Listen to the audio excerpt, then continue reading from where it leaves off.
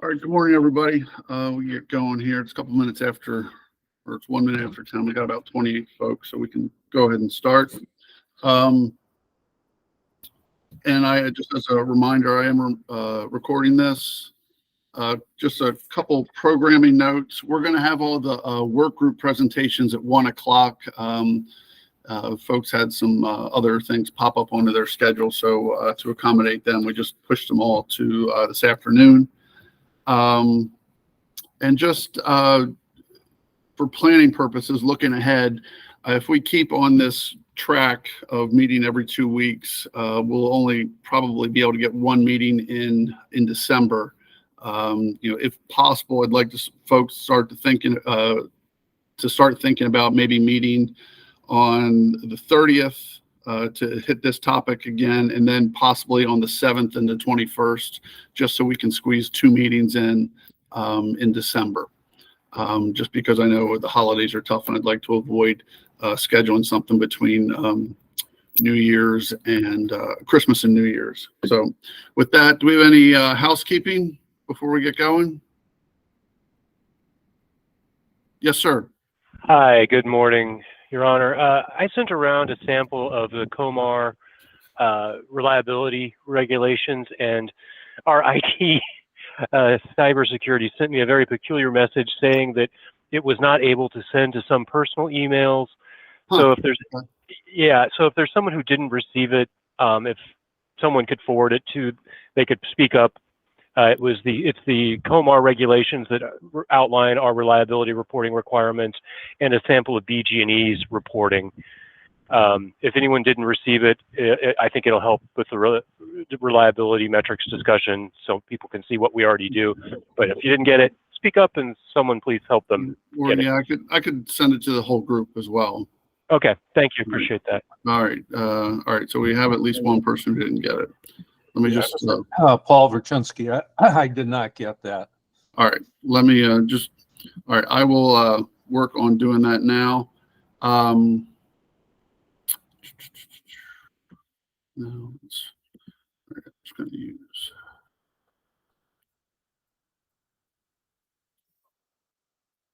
Ooh.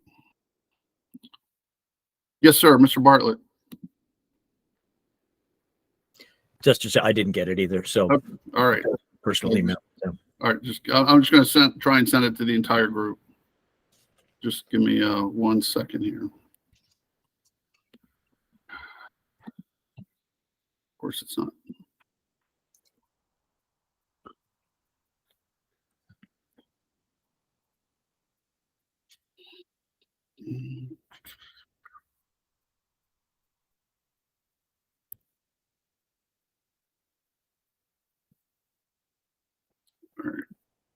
All right, I just did a reply all to Ethan's email, so hopefully with the and reattach things, so hopefully those will come through.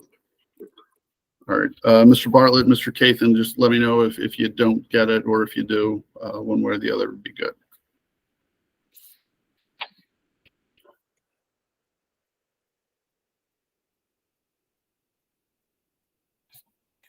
All right, with that, we didn't get a ton of comments. Mr. Verchinsky, Mr. Bartlett, Joint Utilities and OPC filed comments, with Joint Utilities filing some response comments to OPC. Anybody want to kick things off?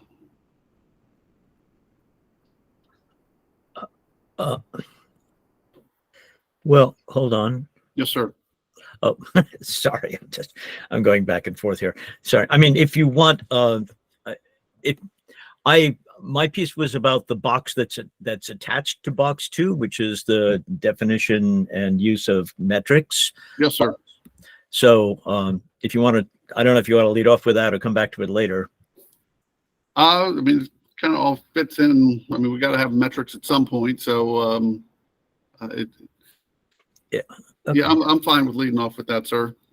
Okay, hold on a second. I will just pull it up. Anyway, so I hope people have a chance to look at it. But the main intention, the reason I focused on this was to make sure that we that definition using consistent metrics box piece didn't get glossed over. Just from my, as I mentioned, I've got a lot of experience with, not so much with the electricity sector, but a lot of experience with program and system planning. And one of the things that becomes pretty obvious when you do that is that the metrics piece of it is an essential piece of effective planning and plan implementation, and also monitoring, which is something that different parties are going to be involved in to different levels. But those two sayings that I put in there, that which gets measured gets done, and a plan without metrics and monitoring is just a wish, are really fundamental. So the important principle is basically to establish measurable outcomes like service interruption duration or megawatts of DERs added to the grid, and connect those with the detectable and definable actions that are required to actually make those things happen and to make them change. So that's the basic principle of both planning, like how are you going to get it done, and then monitoring what was done and what happened as a result. That's basically what the metrics piece of it adds up to in long-term planning. And there'll be different levels of detail regarding different time points. So the thing that I sent, and again, I acknowledge that specifics of it are more in the realm of others than myself, but just based on what I know and what I was able to research, I mean, there'll be different levels of detail at different time points. For example, at the longer term horizon, you'd have less granularity, but some specifics like for each utility, for example, what amount of solar will they need to have added by 2031? That's the kind of endpoint we're talking about. But at the operational timeframes, like the midterm and the shorter implementation plans, the detail would be greater and more granular. It's also different for different parties. So the most specificity is actually needed by the implementers, which would be the utilities themselves. And there are examples that we've seen from them that actually, show that they already are leaning in that direction. If not systematic about it, then they may be systematic about it. But there's a lot of detail is needed to say we're going to do this, and this to increase system reliability or to increase the expansion of DERs on the system. There'll be some level of detail needed to meet the transparency requirements for stakeholders, and the PSC itself may establish some level of specific detail and indicators that they want to hear in the plan, what specifically is going to happen to make the outcomes achievable, and also in the reporting on what happened during the time period that the plan covers. And the approach, it seems to me, is already relevant, and that's why I led off with the reliability indicators that at the outcome level, like SAIDI and CAIDI, that the utilities already use. So they're already used to this approach, and they're thinking about how are we going to improve reliability and reduce the average duration of service interruption. They have specific things that they would plan to do, and those are the two columns basically. There's what is the thing that's going to change, and what are we going to do to make the change? That's the basic principle involved. And also, if you look at the piece that Jacob sent yesterday, the MYP testimony from Pearl, there are some examples of that kind of thinking is already there. For example, it specifies to be 1,250 level 2 EV charging ports established, and there's a process. At least one of the processes was 26.5 million in incentives. There are probably other things that would need to be done on the system as well to make that possible, but that's one example of how it's already in the thinking that the utilities are doing, but it's not, at least in that testimony, it isn't systematic. So in some place we're we see incentives without defined outcomes in terms of something quantifiable, but the thinking is already there. So this whole approach is consistent, and what I'm just trying to get us to be thinking about is how does it apply to the changes that we need to build to meet the requirements of policy, Public Utilities Act 7-802, et cetera, as well as the more routine things that the utilities already do. So that's that little speech. That's basically what I'm trying to do by putting that that table and that concept out there for people to think about.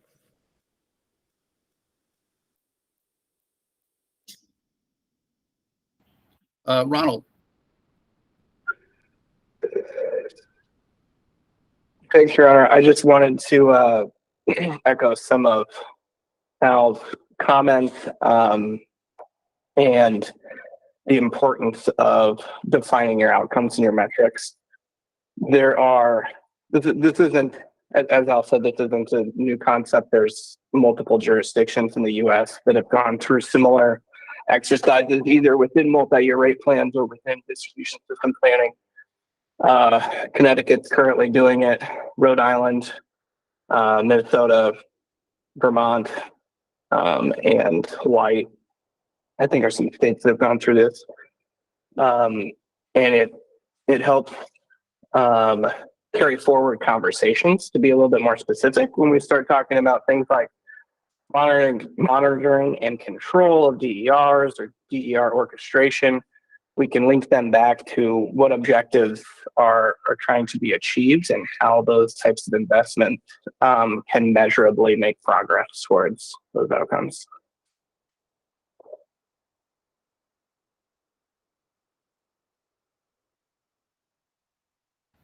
Thank you, sir. Yes, sir. Mr. Rucinski. Yeah, I'm generally in agreement with where Al is coming from. My concern is the process itself. Can we agree on some metrics right off the bat and agree to maybe come back to other metrics? There's a long list that Al has proposed. I think there are some that we can agree on right off the bat, but other ones I'm not so sure about. That's kind of where I come from on this, and that's why I put metrics as a question mark. You know, that's kind of where I'm coming from on this. What do you see as the low-hanging fruit, sir? Well, I think the SCADA, I think the things that are already being done, and maybe some things that the utilities are already looking at, like DERMS. I'm not so sure about the other ones. From what I've seen about the 10-year plans, it's basically been all about load. And that's what they've always done in their planning. And to have other metrics put in the mix, I think is something totally not something that they're doing to a large extent. I mean, there was, when Brattle was looking at the base case that the utilities had, there was little or no inclusion of like what the impact of EVs was going to be on the grid. Looking at demand management, I mean, it was very sparse from everything that they came back with. So we're talking about a game changer, I think, in their planning operations from what has been done before. I mean, basically, I think it's been siloed planning. I'm not sure whether anybody really takes an overall look at what the outcomes are. At least that's my perception of what I've seen to date. And people can correct me on this if I'm my perception is incorrect. All right, thank you, sir. Jacob.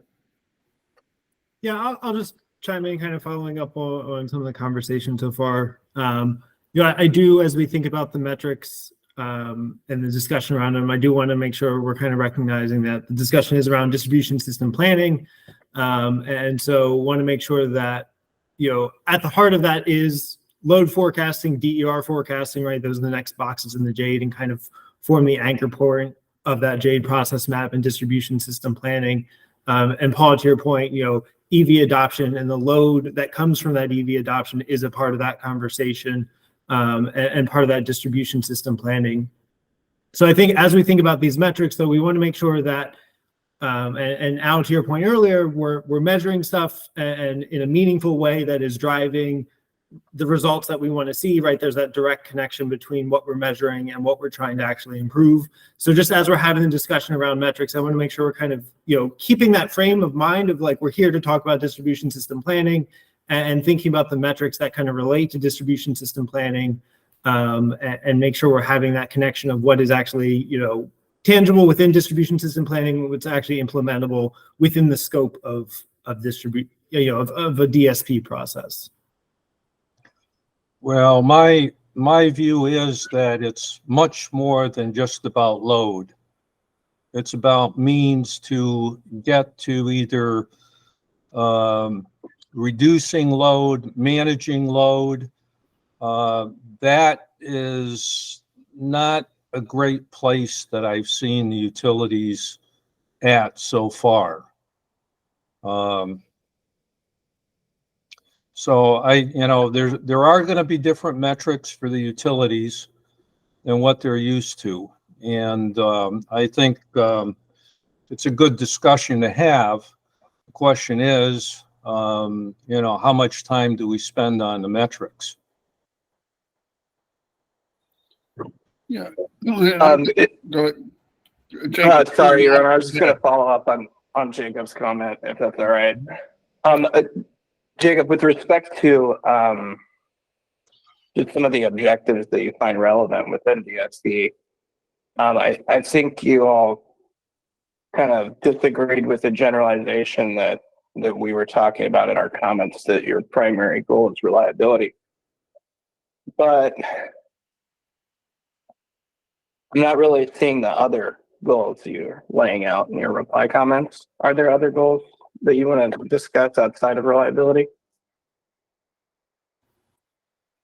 Yeah, and I believe they were included in the reply comments. There's many aspects, and even in our original comments, there are many aspects and goals beyond reliability that are a focus of the utilities and are considerations within distribution system planning.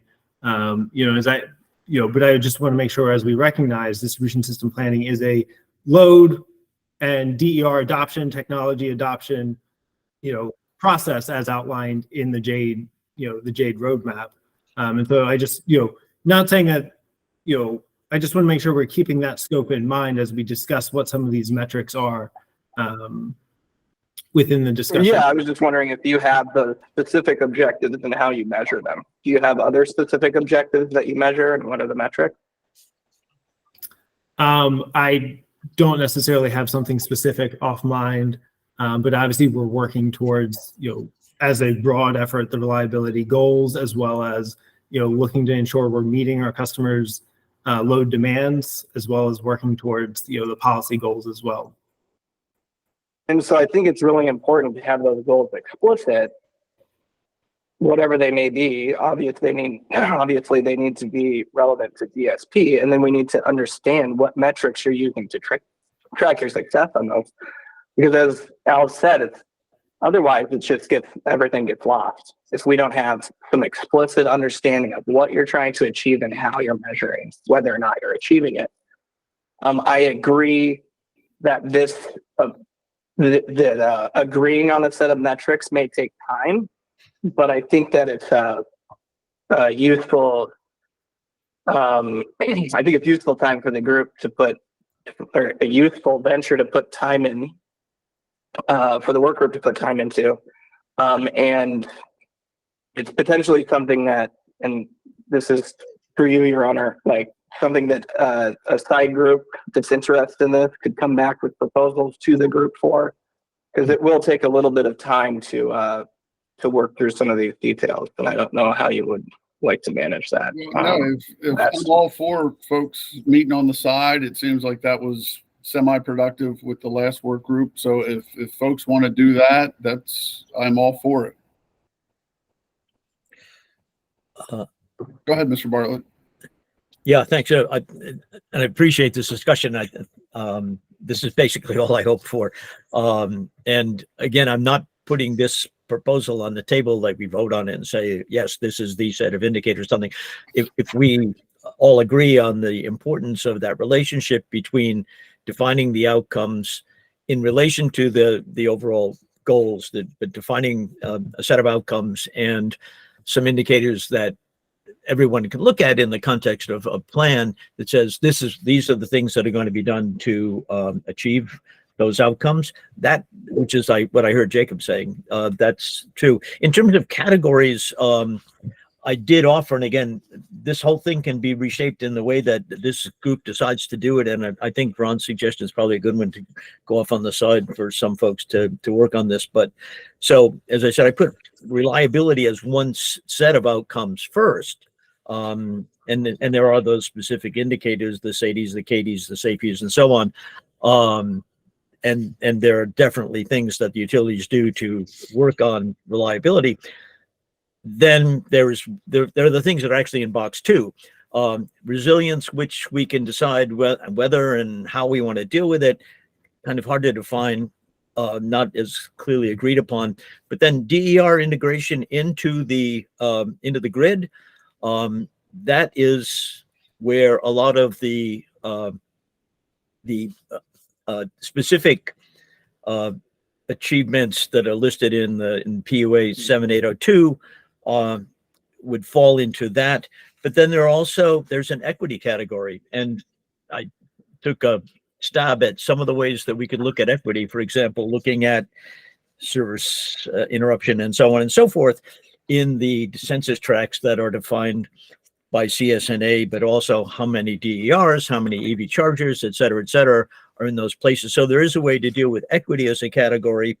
And there's also stakeholder participation. I mean, it's just basically, what do we expect in terms of stakeholder participation, and what processes would be planned, either mandated by the commission or planned by the utilities to have that stakeholder participation happen. So there are other categories, is what I think what Ron is getting at. We need to have the same discussion about outcomes and actions in those other categories that the utilities already have around reliability.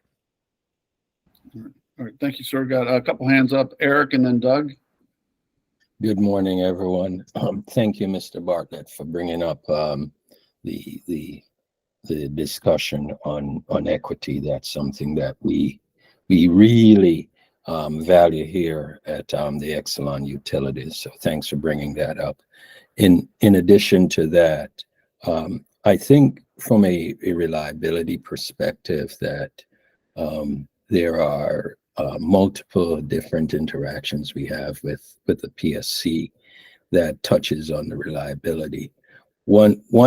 Something that I'd like to see if this group could focus on is on the CSNA, right? And the how we develop metrics on how we are looking to help meet the goals for Maryland, and taking into consideration what is within the control of the utilities, because I think it's important for us to speak to what's within the controls of the utility, if these metrics are intended to track progress on how the DSP, right, the process around DSP, the utilities are accomplishing some of these goals. In one thing I'd like to just highlight, because earlier I heard that we are not doing anything. We do sort of track how we are adding PV to the system today. I think those are numbers that the utilities in Maryland do share, right, on how we are tracking towards our RPS, right? So we have certain mechanisms in place already. Maybe this is an opportunity to include some others, but we also need to pay attention to the fact that there are some avenues that's taking care of some of these things already, and find a balanced way to move forward. But thank you for bringing up this topic, and we are doing a lot as the utilities, right? We're doing a lot in regards to incorporating renewables and PV into the planning process. So this is a great opportunity for us to share those. And thanks, Eric. I just wanted to say, definitely the idea of building on what the utilities are already doing, and it becomes pretty clear in the reliability category, but potentially in others as well. Definitely that makes sense to incorporate that. The idea is to just systematize it, and also for us to bring it forward to the commission as we come out of this process, right? Sure, thanks. Doug. Yes, thank you, Judge. I was wondering if Mr. Nelson could provide us with the metrics that have been agreed to in Vermont, Connecticut, Hawaii, and Rhode Island. I think that would be helpful in guiding our discussion. So it sounds like he's really familiar with those. And if he could provide those, I think that would be helpful for the utilities to look at. Great. Thanks, Doug. Ron, you got your hand up? Yeah, I can circulate those, Doug. I was going to circle back to something Mr. Hedlund said. I was wondering, you noted that you have PV tracking numbers. Do you all have targets or other measures that you, like a forecast that you're tracking against, or a target that is related to, links back to a policy goal or anything like that? So thanks for the question. Is one of the things that I've shared on this group before is BG. We have over a 99 point whatever % of applications and the amount of approvals that we have to those applications. BG does not have control around how many developers bring PV to the market, right? Hopefully that the state of Maryland has some incentives to that, but BG doesn't have any control over that. What we're doing as a utility is enabling the connection of those PVs. In regards to tracking to a specific number, right? We look at it from the perspective that there's a state goal, right? And we look at the percentage of customers we have in the territory from a BG end. And when we look at it to help meet those goals, from a state perspective, we're looking at where the gaps are, or if we're trajectory, having the correct trajectory to there, right? Those are the things that we sort of look at, but I think it's also important for us to recognize what is within our control. Yeah, I think there's a lot of discussion on this point in Connecticut as well, and I think the commission there more looks at it like reasonable control, because how you design your rates influences PV proliferation. What programs you design, how you deploy those programs, all influence rooftop solar. So I would definitely push back that you have no control over how PV or whether PV is deployed, because the compensation and incentive mechanisms are within your control and are often proposed by the utilities. So just would like to respond to that, Mr. Nelson. In the realm of distribution planning, right? We're engineers, right? And we're responsible for the system. I think you touched on some valuable point, but I think within the bounds of planning the system, right, and enabling these technologies on the system, that is sort of from an engineering perspective, we work on, focus on, but looking forward to some conversation around this topic. Well, and just again, to connect it directly to distribution system planning, you can run a procurement for solar through a non-wire solutions process, would be my assumption, which would influence solar on the system. And being directly related. That's not something that could happen, Ethan? Well, we're not allowed to own solar for the purposes of sale to customers. So you don't have to own solar though to use it as a non-wired solution, do you? Well, I mean, that's kind of a gray area, I guess. But are you saying that we would be using solar to back up a battery? Is that what you're envisioning here? Yeah, potentially you could do like a solar plus storage procurement. I believe that storage in some of your solutions is third-party owned. Is that accurate? Yes, and we have a distribution services agreement for it for our contractual generally way of controlling it. And could you do the same for solar? Well, I mean that again, that runs up against we're a deregulated utility. We're not allowed to own solar for the purposes of sale to our customers. This would be injecting into the system to meet peak load. That would be the purpose. QED, that would not be something we could do. We could partner with a solar developer. Well, that's what I mean. But you're getting into an area where we would have to change some of the rules to make it clear that we're allowed to.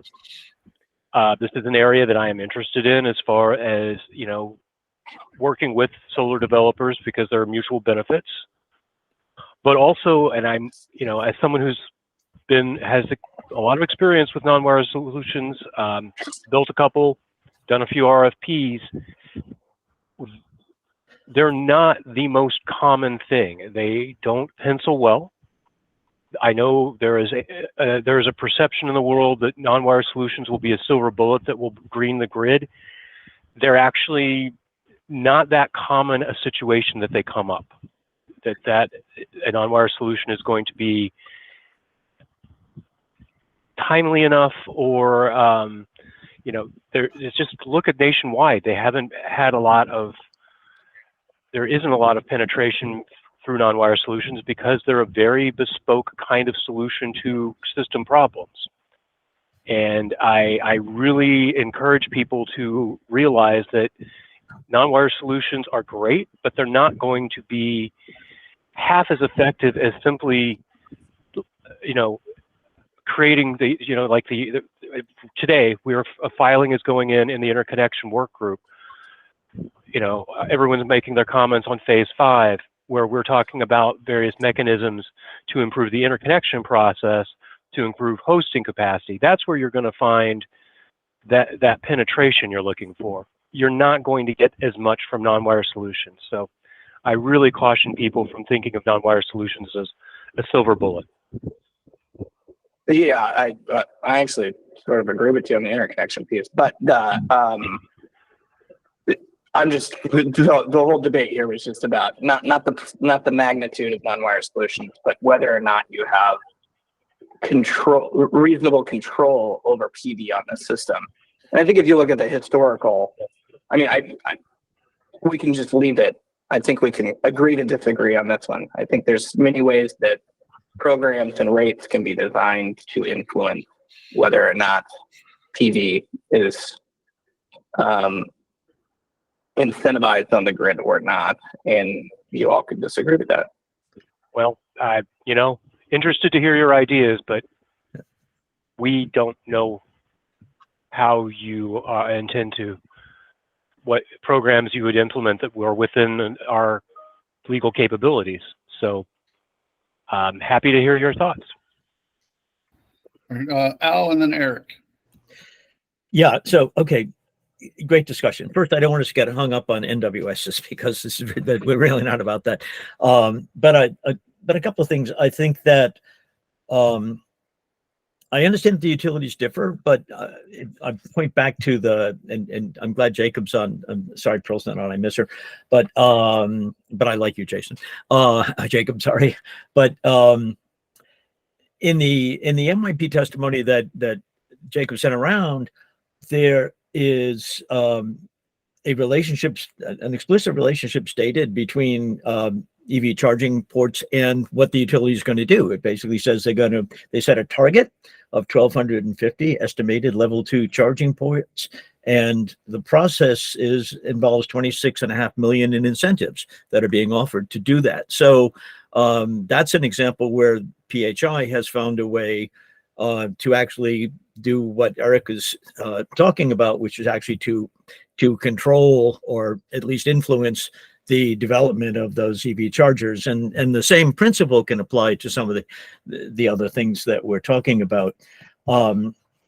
Ethan's point about what the utilities can and can't do, and the point about partnerships, I think they're already applying in some of the pilots that they've done, and as Ethan mentioned, in terms of storage, where they do work with private partners. And the same thing, a partnership with DER developers to put solar, for example, or solar plus storage in a place where it will add value to the grid. That's the kind of partnership that exactly I think we would be looking for under this approach. And just on the NWS thing, what Ethan mentioned about the fact that the IC working group is also talking about things like hosting capacity and so on. Those are other things that will affect, exactly as he said, the uptake or the expansion of DERs on the system. So I don't want us to get focused. If you look at the piece that I had, hosting capacity and other things were among the things that utilities might consider doing to expand integration of DERs onto the system. So again, if we just keep this framework of what are we trying to achieve, and then what are the means to do it, and not get hung up on whether it's an NWS or not, I think that's where we want to go. All right, thanks, sir. Eric, and then Mr. Rucinski. Thank you. Just wanted to follow up on a statement Mr. Nelson brought up in regards to PVs, right? Not sure if this is everywhere, but on the the BG system, most of our feeders actually peak when the sun is not up, right? And I think it's important as we are considering how we move forward and what is it we are trying to solve for as a planning process, right?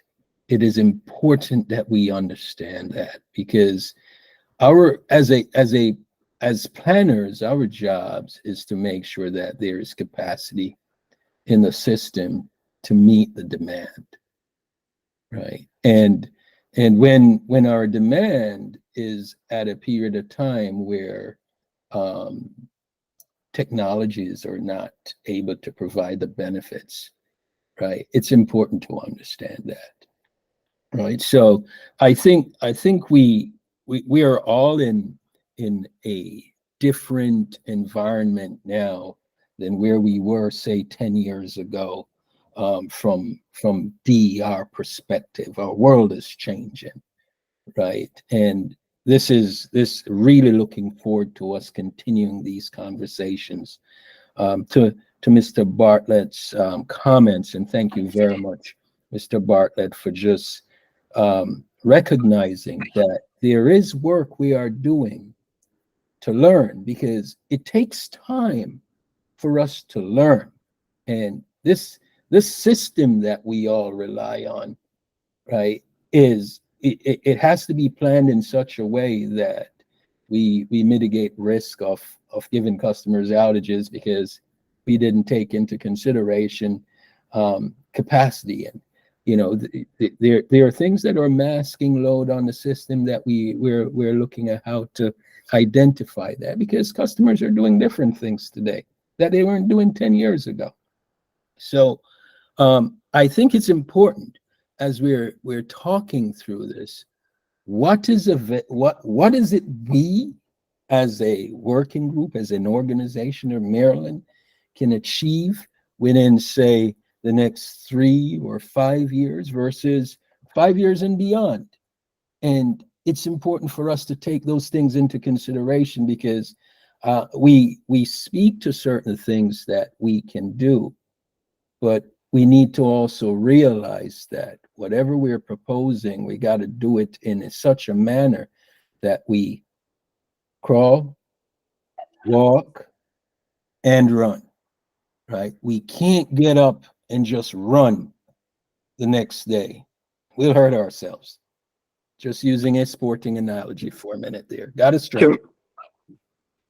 Completely agree, and that's why I think this is so important to have more clarity on what you're trying to achieve and measure your achievement to understand, get a shared understanding of what we think walk, jog, run looks like. To that point, CSNA came out when? Right. I think the achieving pieces is really trying to look at where the state of Maryland is trying to go, and where our residents or customers are trying to go. And as we're looking at those targets, right, as utilities, we have to make sure that our targets is in alignment with the state of Maryland. And if the state of Maryland and the regulators haven't identified those targets, right, then what targets would a utility be driving towards? So just trying to make sure that we line those things up in a way that we recognize where the targets should be identified first, and then it's going to take time for us as working group and utility to align with those targets. But right at the legislative level, I think we've have some targets. At the regulatory level, we're working on that, right?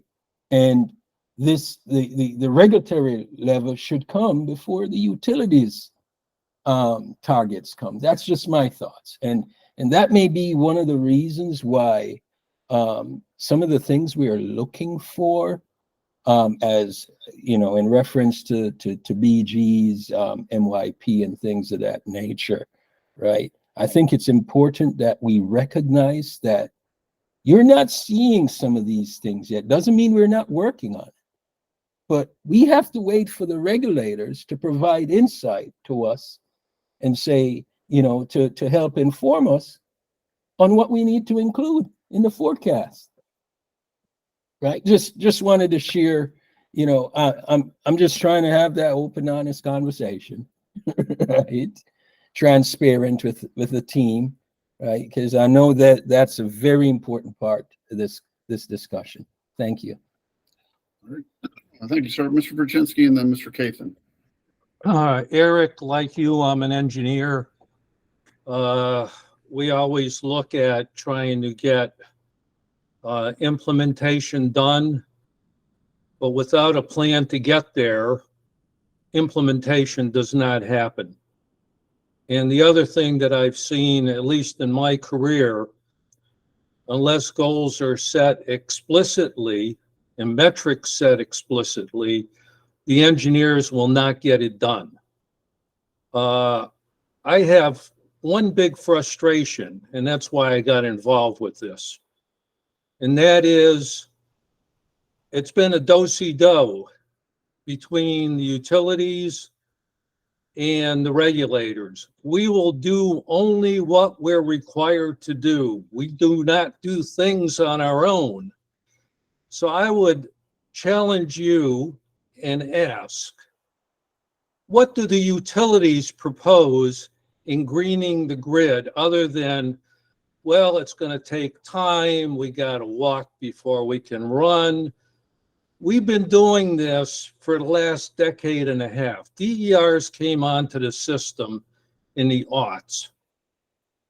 And I was one of the ones who put rooftop solar on. And I'll tell you, at the time, the utilities were not happy about that going on. And yet people did it anyway. So the question for you is, what do the utilities propose for greening the grid when we've been at this already for better than a decade with little in the way of moving this forward other than the legislature finally saying, well, you've actually got to do this. And so now you're going to react. And the reaction is through this particular work group. Well, we'll do this do-si-do of regulation and everything else, which will probably take another 2 years, 3 years, or whatever. And it's a delay. And I'm frankly frustrated at this. I don't represent any group, but I talk to enough of your customers out there. They're not happy about what's going on. And you have a wide range of information because some of you are part of the Exelon utilities. What is research showing you? What is research saying that can be done? So, you know, what do the utilities want to do here? Is my question. What do you think are good metrics? I challenge you to come up with that because I sure didn't see that in the response. Thank you. All right, thank you, sir. Mr. Caton, let me have Jacob jump in there since Sure. Since the utilities were kind of. Yeah, I mean, I think obviously the point of today's discussion and potentially next meeting's discussion is to talk about goals and what those metrics look like, right? It's particularly around the DSP process and how are we incorporating the policy goals into planning and what are those metrics focused around that. But just to touch on some of your Paul, kind of your comments there regarding what have the utilities been doing. I think there are examples of stuff that we've already been doing to green the grid, whether it's enabling solar interconnection, whether it's through the EV programs that we have and have continued to propose additional ones proactively, within the rate case to help enable customers to adopt transportation, electrified transportation. As mentioned in the testimony shared around, parts of that was also carved out for equity as well. And another example to point to is the pilot virtual power plant within Delmarva Power's territory that's currently operating as a pilot. So those are just a few examples of things that the utilities and PHI specifically are already doing to support and enable greening of the grid and working with our customers to enable and bring some of those technologies online as we work as a state to meet the goals of the Climate Solution Now Act and as well as just some of those broader climate goals. Thank you, sir. Mr. Cason. Well, thank you for that comment, Jacob, but I'm not sure you answered Paul's comment, which was what are the goals? What are the objectives? You say I totally appreciate and agree that PHI and the Exelon utilities are doing things, and I think there are some really good pilots going on. But what are the objectives? What are the goals? That are explicit in being that the utilities are trying to meet in order to achieve that. But that's not the reason I brought my hand up. I wanted to perhaps get maybe too weedy, but I'm hearing issues about PV connections and things like that. And I appreciate the set of reliability standards that are in COMAR and such. But what I would like to see as potentially some at least process metrics are really to interconnection and how long does it take to turn around an interconnection request, whether that's at the residential or commercial level, community solar, et cetera. And then another one potentially would be how long does it take to get a EV charging station, get approved and permitted, and an interconnection agreement for that, and whether that's at the one individual charging station, or perhaps what about fleets? How long does it take to get a fleet electrified? So those are some particular metrics I'd like to raise. They're not part of what I believe is being used thus far, but I think they would be good ones to kind of provide transparency on what is the process in order to allow for DER integration. Thank you, sir. Mr. Bartlett, and then we'll go back to Jacob. Yeah, thanks, Sharon, and thanks everybody for this discussion. It's actually sort of what I was hoping we would have. I just want to close the circle. Eric made the point that the regulators need to tell the utilities what to include. Our working group is supposed to make recommendations to the regulators, that is the commission. So I think that we should probably have that side group. It did work well in phase one for the non-wire solutions discussion that we had. I know we've got lots of calls these days, but I think that may be the best way to get it done. And we can certainly build on what the utilities are already doing. That would be part of the discussion. And also certainly what are the kind of indicators, what David was talking about, and others that are critical to include at the different levels of planning that we're talking about, the long-term plan, the MYP detail, at least in what Jacob sent around, there are a lot of relevant things are in there, but the monitoring, and in some cases, the target setting aren't quite systematic yet. And I think that's what we need to be talking about, so that we come back to the commission with meaningful recommendations about how to monitor. And it's how to plan, and then how to monitor whether what's planned is actually happening. And that lets you evaluate whether what you're doing is actually getting you where you need to go, what else you need to do, and so on. So it's a critical part of what we do, but I think we can work it out. I think it's actually probably our job. All right, thank you, sir. Jacob. Yeah, I just wanted to follow up on kind of a couple of the metrics that Mr. Cathan had talked about, particularly around interconnection requests, turnaround times, and different things like that. I just again want to kind of recognize that there is an interconnection working group within Maryland. And so that is very much around that interconnection process. And I think a discussion around that would be more suited there versus here, where, again, the focus is distribution system planning. And out to your point, making sure we're having metrics that are around that process and things that are influenced by distribution system planning. And we're having that kind of targeted approach with those metrics and really, driving those results that we're seeking. All right, thank you, sir. Mr. Cathan, and then Ronald. I appreciate, the fact there's a separate conversation going on in interconnection working group. Actually, Sierra Club is filing comments today on the phase 5 report. But what I'm just wondering isn't interconnection part of distribution system planning? Isn't there a need to understand what can a resource be able to be integrated into a distribution network? Seems to be part and parcel of what distribution system planning could be.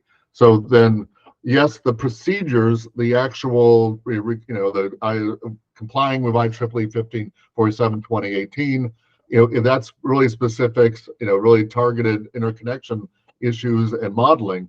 I'm talking about, the connection between how do you design your system and what impact that can have on how fast one can integrate the various resources like solar, storage, and EVs, which I think are part of what the distribution system planning working group is about.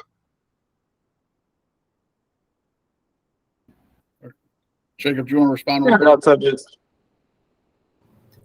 Go ahead, Jacob. Yeah, I think just trying to make sure I understand, because it sounds like you're some of that was still kind of discussing, the process, the actual interconnection application, everything, and DSP is more around, forecasting and the projections for that DERs and that, DER forecast. I think it's box 4 or 3 within the JADE process map.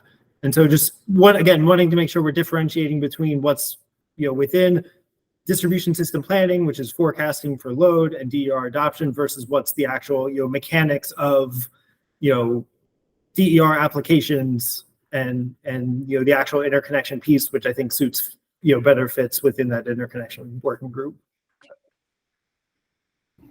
Ron, And maybe Mr. Katzen wanted to respond to that, but there are some pieces that may be distinct to interconnection, but understanding how long time connection times are taking is applicable to DSP, so you can do your forecast. I mean, you add a level of certainty when you're talking about adoption curves and how quickly TV will proliferate. So there's definitely crossover. Maybe the administrative part of interconnection is not applicable here, but understanding how things are connecting to your system. I mean, you have to understand how load's connecting to your system as part of distribution system planning. So similar with X-Learning facilities would be my argument. all right, thank you, sir. Does that help at all, Jacob? Yeah, I think I can understand where they're coming from. I think, I would not necessarily agree that that's within system planning, since, we're forecasting, long periods of times as well as the short periods of times. And so, I think there is a bit of a difference there. All right, fair enough. Thank you, sir. Mr. Bartlett. Yeah, actually, this is a good example of where monitoring based on indicators actually can make a difference. So if the utilities, after consulting with the relevant stakeholders and so on, and putting the plans before the commission, suggest that there's going to be so many DER interconnections within the next 3 years, and it falls short, and that's where the monitoring becomes important.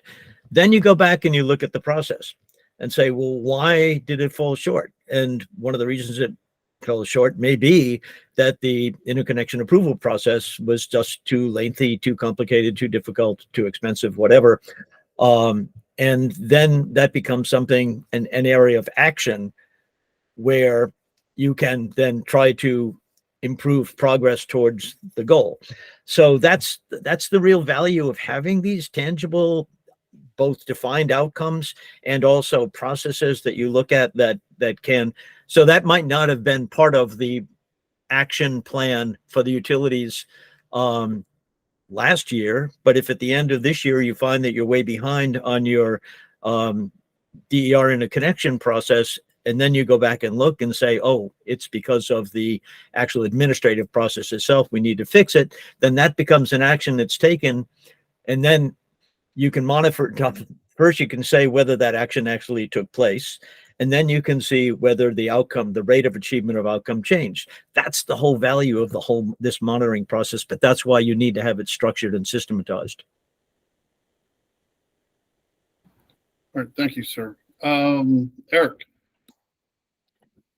As I'm thinking through the conversation here, I'm curious, would it be beneficial for us to go through the rest of the boxes and go through the process and then return at the tail side of this and say, so what are the metrics we need to put in place to make sure that this process is delivering the outcome that we're looking for? Just trying to see, how we can move forward, because I get a bit concerned that we may put the cart in front of the horse if we try to discuss the metrics so early without looking at the process flow and looking at where in the process flow we need to look for things and measure and things of that nature. Just curious, if that is something we could agree on today, and so we can keep the ball moving, right? All right. Not a bad suggestion, at least from me, but I'll defer to everyone else. We have Ronald, Mr. Brzezinski, and then Mr. Bartlett. Thanks for that, Mr. Hamlin. I think that it's going to be important to have objectives and outcomes prior to those discussions because they will focus those discussions. And so I would still just reiterate the recommendation to have a subgroup split off and come back with recommendations that are more specific for the group to consider. Right. I think you and Eric may be saying the same things. I think Eric's saying let's keep moving forward. The side group, we can talk about goals, objectives today, and then keep moving forward is how I understood it. And you got the metric side group can talk kind of as we go. That's how I understood the suggestion. And Your Honor, the only difference that my interpretation is I interpreted it at the end we would come back to the outcomes and objectives, and I would think we'd want to interject those as soon as we can through the subgroup. I guess would be all right. Yeah, my only thing. It's not to wait to the end. Right. Okay, that's fair. Mr. Brzezinski and then Mr. Bartlett. Yes, I'm interested in the low-hanging fruit here. What metrics do the utilities agree to? I really did not get an answer to that question. So, I mean, Al has put a number of metrics on the table. Do you agree with any of them? None of them? Where are you coming from? I'll just hop in real quick. Obviously, Al, I hope you're recovering well from the cataract surgery and everything.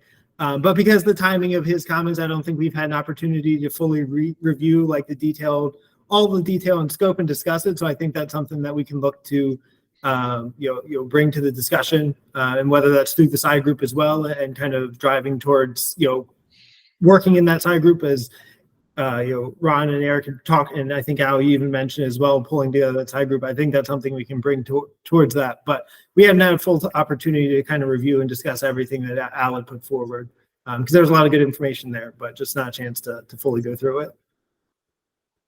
I personally have a real big problem with that. And my problem is that you looked at the metrics. You are a big company. You have a lot of people working for you, and yet you can't bring to the table a reasonable discussion. And that bothers me a lot, because it appears that unless non-utility stakeholders bring to the discussion the issues that need to be discussed, you will not proactively get involved. It will be a reactive discussion. That bothers me, because you're supposed to be the experts in this field. We're trying to be experts based on our own backgrounds. So, I'm just flabbergasted. You cannot state which metrics you can agree with. That is really a problem. Thank you. All right. Thank you, sir. Mr. Bartlett. Yeah. So in terms of way forward, first I want to say that, as I said, I didn't put this set of specifics on the table for people to vote yes or no, but rather have this discussion, which is important. And so I agree with both Eric and Ron that I think Eric's point is very important, that as we go through the discussion of DERs and hosting capacity and so on, we will learn more. We will think more about what specifically needs to be included. So coming back at the end is important. At the same time, what Ron says in terms of, we've got some fairly specific requirements under the policy guidelines. And so we should be able to put forward at least a proposed set of outcomes.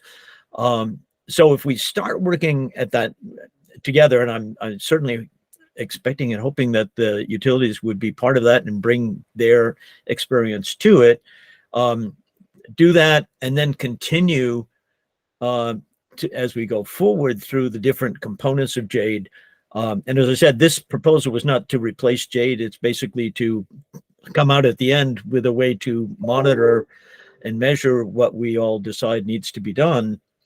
I think that's a good process. So I think starting, we can start now, look at the outcome levels at least, and then we can even revisit outcomes as we go through the different boxes, and we can certainly do more about what are the process level things that we should identify that the commission and would want to hear about and that the utilities would want to consider. Yeah. All right, thank you, sir. Jacob, are you on board with Eric and Ron's suggestion? Seems like you're the utility spokesman for the day. I don't know how I got that job, but yeah, Put your cameras on. Having the sidebar conversation, I think makes a lot of sense. I think Ron and Eric now have all made a lot of good points of, it's worth having that kind of side discussion. And then as we're going through this process, we may identify, other things that align or change that. So I think that makes a lot of sense. All right, good. All right, so I don't see really, I know Mr. Ruchinsky's concerns, but other than that, I don't see any violent objections. So why don't we plan on doing that? So to the extent you're interested in being in the side group, since I think it might have been Ron's suggestion, please reach out to him and let him know that you'd like to be included. All right. All right. With that, why don't we start talking about the goals and objectives? I think some of this might be pretty self-explanatory, at least in some respects, as Mr. Bartlett's already noted. Some of the goals have already been set by the legislature, and I know most folks just kind of went down and based off the examples that were contained in Block 2. In terms of reliability, it seems like they're already established what the goals are. I don't know how much more folks think we need to harp on that. Okay. Does everybody agree that reliability should still be a goal, and the utility should continue to meet the objectives or the standards that are set forth in COMAR and established by the commission? Okay. I would just note that I think some of the equity pieces relate to reliability. Okay. I haven't reviewed the reliability metrics yet, but I'm not sure how granularly they are reported on. Jacob, do you have that insight? I don't have specific insight in terms of the granularity, the reliability reporting, and a lot of those metrics. I don't know if others on the utility team have a little bit more to speak to that. We can always have that as a follow-up, but I personally don't have that background. I just did a quick search of the of BGE's annual performance report from 2022, and the word equity does not pop up. Ethan. You covered it. Okay.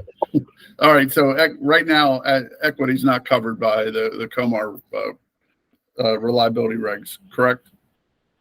Or to your knowledge, Ethan? Correct. All right. Thank you, sir. Mr. Bartlett, and then Dave. Just to follow up on that, Your Honor, Oh, yes. to be a little more specific about what I mean, many states are moving towards more granular reporting. Not as necessarily explicitly related to equity, but to ensure that different areas within the system, whether they be low income or EJ areas, receive similar levels of service across the system. And you can't, A lot of times there's system-wide metrics that are reported or planning areas that are reported, and they're not granular enough to make those determinations. So a move towards more granular reporting has been is being developed in other jurisdictions. Okay. Ethan, I'm go ahead. happy, yeah, just want to say I'm happy to hear OPC say that, since they opposed our investment in the 4 kV to 13 kV infrastructure and said we should slow it down in the rate case when it did in fact impact 8 disadvantaged communities. So I'm glad to hear that they are interested in equity issues after they opposed our investments in I think it was communities. pointed out that had nothing to do with reliability metric. Just because something's bigger doesn't make it more reliable. Actually, I think the 4 discussion kV is actually better to have here, and I think you're the one who usually brings in that you don't want to talk about rate cases.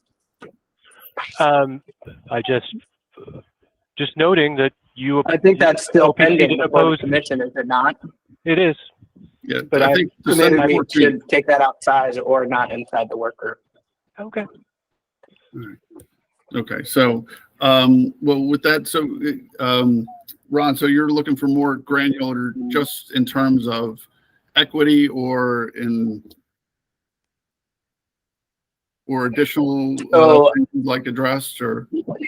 Yeah, Your Honor, there's different ways you can report on these reliability metrics, right? They can be at the system level, so it covers their whole jurisdiction in, within Maryland, and that can obscure differences in reliability within the system. And so there are proposals in Michigan and Washington and other states to look more at like substation level or more or feeder level reliability metrics, so that you can look at how different neighborhoods within the jurisdiction are being served from a reliability perspective.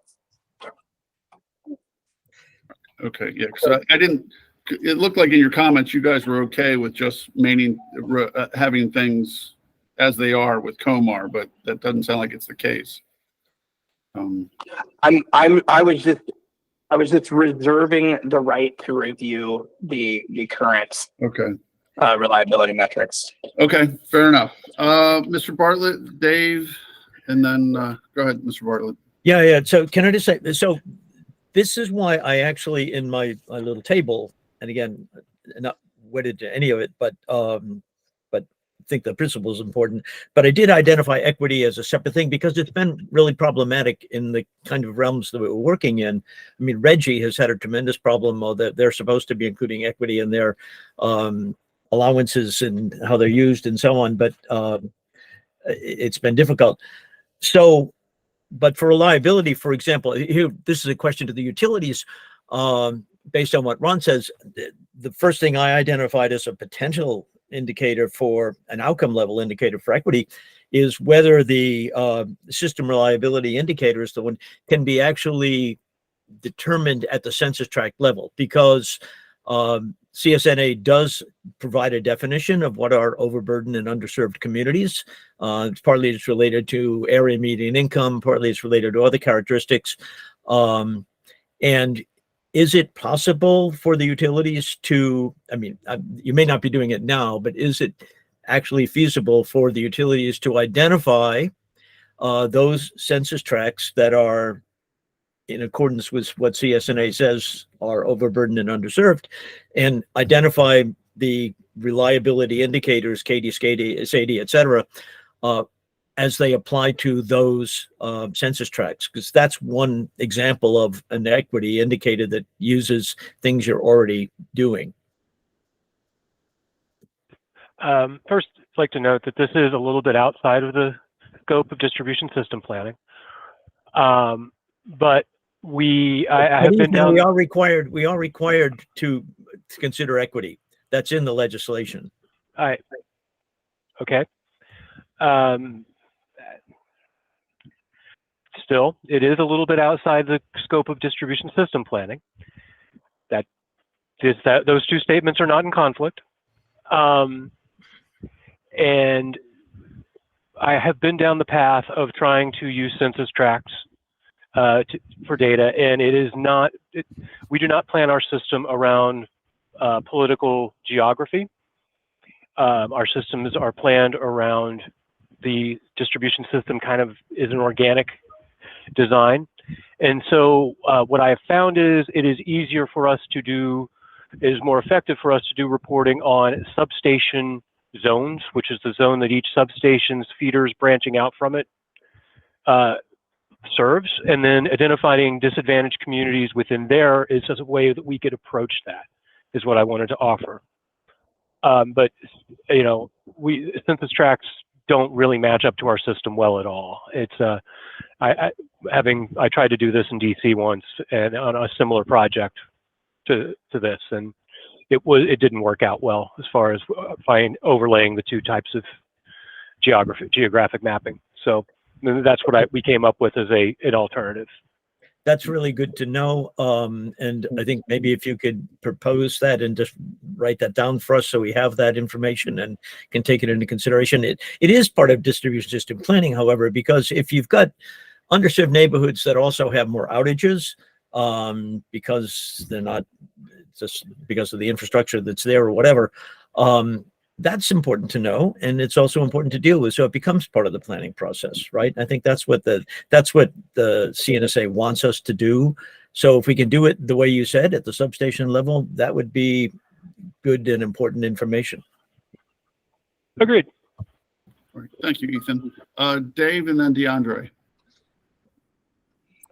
Sure. Good morning. Just a few comments. COMAR does not require the level of granularity that Ron was asking about. I think that was pretty much made clear. But as far as the granularity on reliability reporting based on census data, we could do it at the substation or even the circuit level, but how they would line up with census data would be really tough to do. But yeah, we could do it at even the circuit level. I would rather not. I mean, doing it beyond the circuit level would be very, very, I don't want to say difficult, but not really doable. I did want to qualify what Ethan sent out. So the reliability regulations in COMAR are the updated ones. I think it was RM 79. That goes into effect January 1st of 2024. The annual reliability report that Ethan attached was from BG&E's 2022 calendar year, which is in compliance with the old reliability standards enacted from RM 43. So if you compare the two side by side, you're not going to have 100% alignment. There were some changes that go into effect January 1st that won't quite be in line with the report that Ethan sent out. And that's the case with all the filed reliability reports that are currently filed with the utilities. Great. Thank you, sir. DeAndre, Eric, and then Jacob. Good afternoon. Thank you, Judge McLean.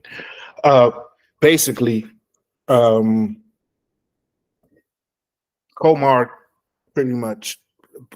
does not specifically have metrics for equity, just to kind of make that clear. But in the order that established this work group, the commission stated that they wanted us to evaluate wanted the distribution system planning to consider the interactions with the other work groups and the things that were happening there included in distribution system planning. One of the work groups is the Unified Benefit Cost Analysis Work Group, which is based on the NPSM. NPSM considers distributional equity analysis.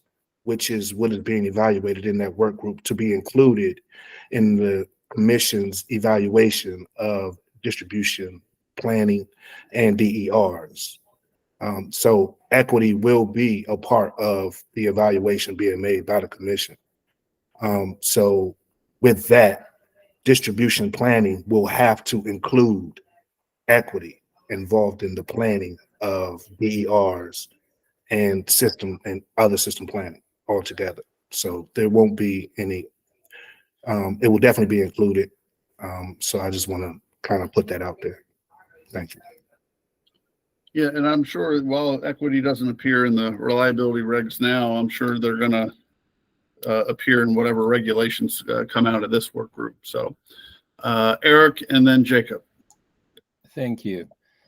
Great conversations around equity. I just wanted to see how we can move forward, because moving forward is so important to me on this. Are we supposed to be solutioning here as a working group? As we had the conversation around equity, and that felt like we were solutioning how to include equity versus making a decision that equity needs to be included, and we need to go figure out how that is, because it takes time for solutioning. I'm not sure if we want to do solutioning in these meetings to that level, and trying to move through these bullets, and hopefully we can cover as much of these today or complete this box today. Just curious, as a working group, right? Do we want to get to this level of solutioning, or do we want to make some decisions in regards to, yes, we align, equity should be included. We need to go determine how equity is to be included and move forward. Just curious.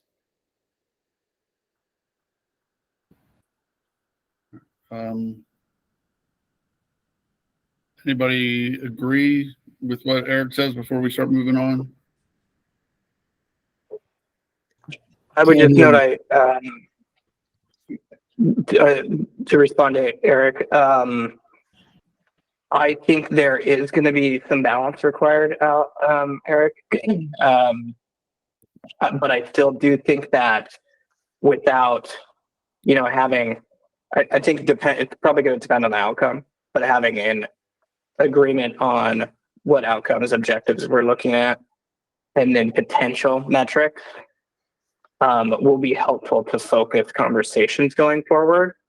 To your point, do we need to specify equations or anything or even really agree on a discrete set of metrics that measure the outcome and objectives? I don't know that we're going to get there in this group, but I do think having some refinement and some explicit goals are going to be important for the future conversations, so that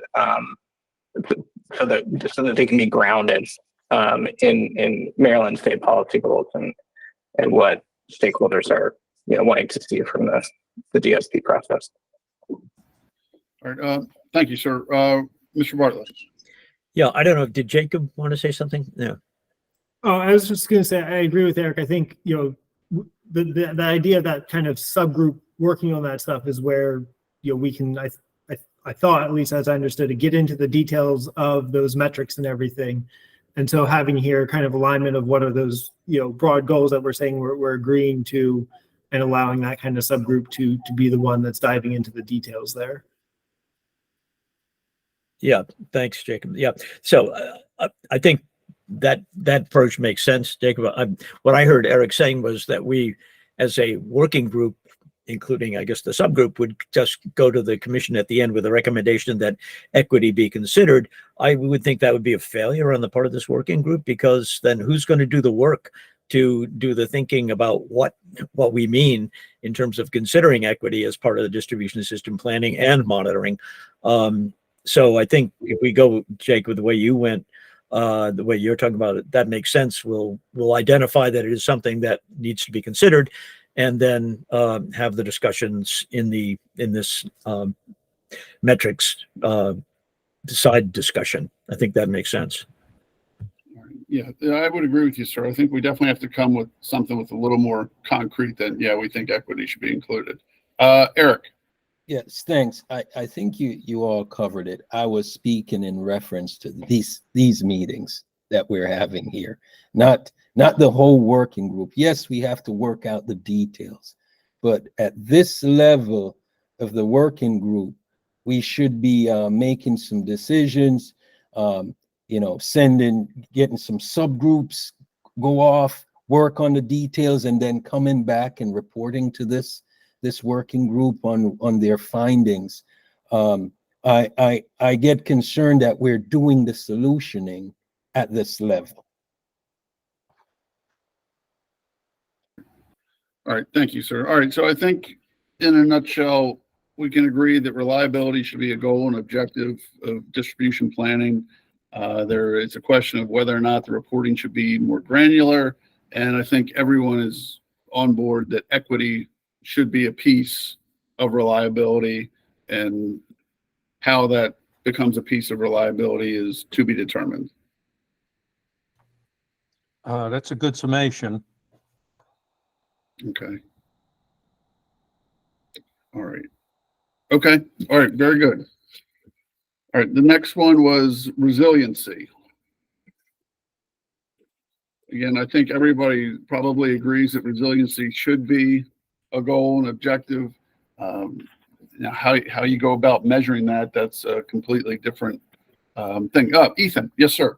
To Ron's point, that is an open issue in the rate case that pending a decision in December from the commission. I think we'll get a lot of clarity from the commission once they've ruled on. I mean, really, we made some proposals in the rate case. They're even involving metrics for resiliency, and so we would get some clarity from the commission and direction that. So if we could hold off on that conversation until after. Okay, sure. Yeah, that's fine. But in terms of, I mean, from BG's perspective, at least as we sit here now, you would think that resiliency should be in as a goal or objective. Resiliency is one of my favorite subjects, absolutely, but I just have trouble talking about it right now. Right. No, I hear you. So Baltimore Gas and Ethan. All right. So, okay. So everybody's agrees on resilience, but I guess what that may look like may differ, or will likely depend on what the commission does in the MYP. Yes. Okay. Fair enough. Mr. Verchinsky.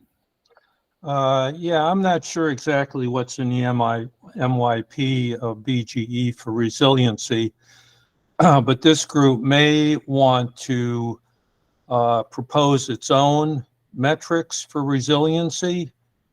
And that's why I put a number of them before the group, because this begs a wide discussion, at least from my point of view, as a BGE customer and generally looking at the grid.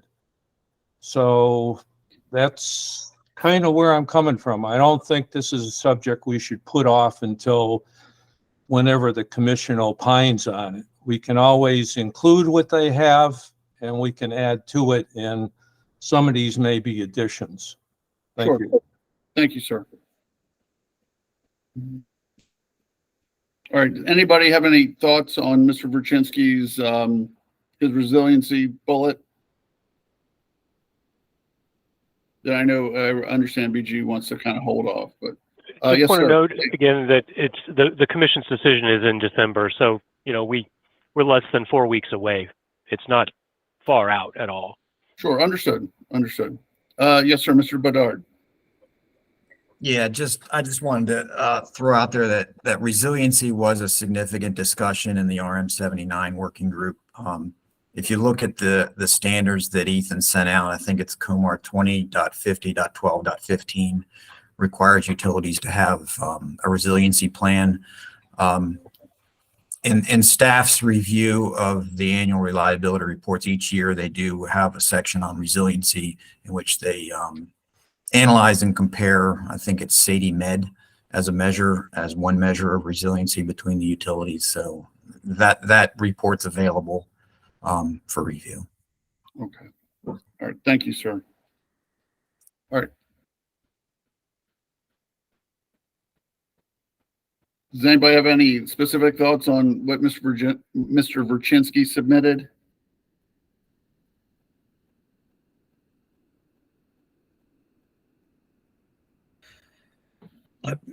I'll just say I usually agree with Paul on many things, but I do think that if we are going to get something from the commission within a month or so on this particular, otherwise the discussion of what is resiliency could soak up a lot of time. And we can start with what they give us and then add Paul's to it if they're not covered effectively, or at least discuss adding those and others specific to DSP. But I think that I would want to hold off that discussion until we have something from the commission to work on. Yeah, and what resiliency has been might be different going forward. We've got, 60% new commission, so it'll be, we'll have to see what they want to do. All right. So why don't we'll table that. We'll come back to it. Environmental goals.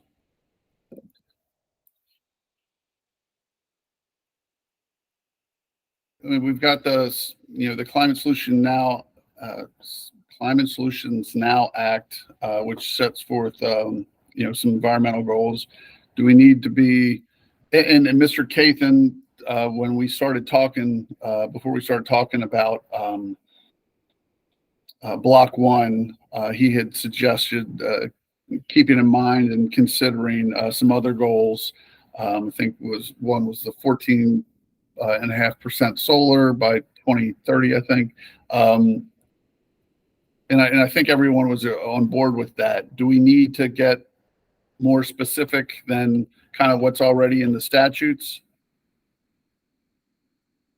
Yes, sir. So I think it was Eli, who is actually on leave right now, suggested a set of greenhouse gas reduction goals, which are the way those goals were written. Some of them are utility specific, like avoided carbon from utility operations, and then others were avoided carbon based on energy efficiency, building electrification, and EV deployment. The utilities obviously can't take full responsibility for EV deployment, and so it's worth thinking about what he suggested and how they might fit into our framework. They would be additional to what's in CSNA, but they are ultimately, they actually are part of CSNA, but not necessarily entirely attributable to the distribution system, right? Sure. But they're worth considering. Okay. All right. Thank you, Ronald, and then Jacob. Yeah, I would just say that I do think we've got to have a little bit more specificity and interim target in order to track against. I don't have specific recommendations, but I think that's something that the subgroup could work on, is creating some interim targets. And to Eric's earlier point, just like articulating more like what a walk, jog, run looks like on the way to these different targets. The sub work group list grows. Jacob. Yeah, kind of building actually off of both what Al and Ron just said. First, Al, I think you made a good point that all that greenhouse gas reduction isn't entirely attributable to the utility, and so just making sure as we're thinking about metrics within this, making sure we're aligning it to things that are within that utility space. And then Ron, to your point, the specificity of the goals is really important, right? Obviously, the statewide 14 or 14.5% RPS goal for solar carve out. What does that specifically look like for each utility? I'm not saying we have to figure that out in this discussion. Maybe again, that's added to the list of the subgroup.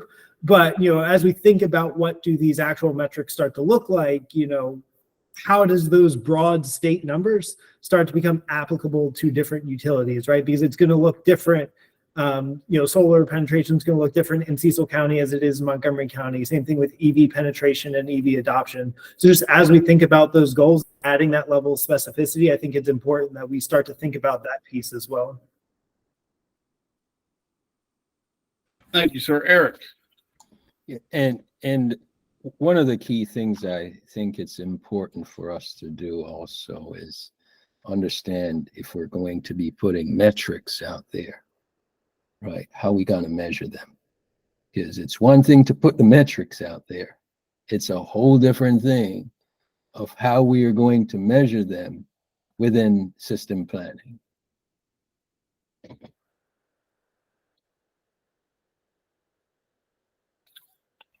Fair point. Fair point. All right. Anybody else? Jacob, did you have a wag on any of the items listed in OPC's comments? They had 3 of them. I want to just pull them back up real quick. Sure. Yeah. Bottom of page 3.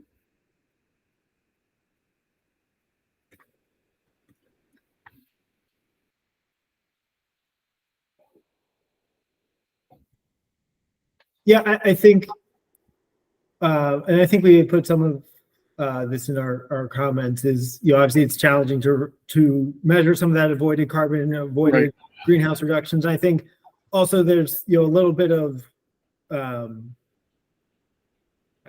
blank on the right way to say it, but kind of, if we're looking at the avoided carbon of EV deployment, that's really based on EV adoption, right? So you're just kind of making extra levels of calculations and assumptions versus just looking at EV adoption, right? That should already kind of capture inherently that there's going to be greenhouse reductions coming from measuring EV adoption.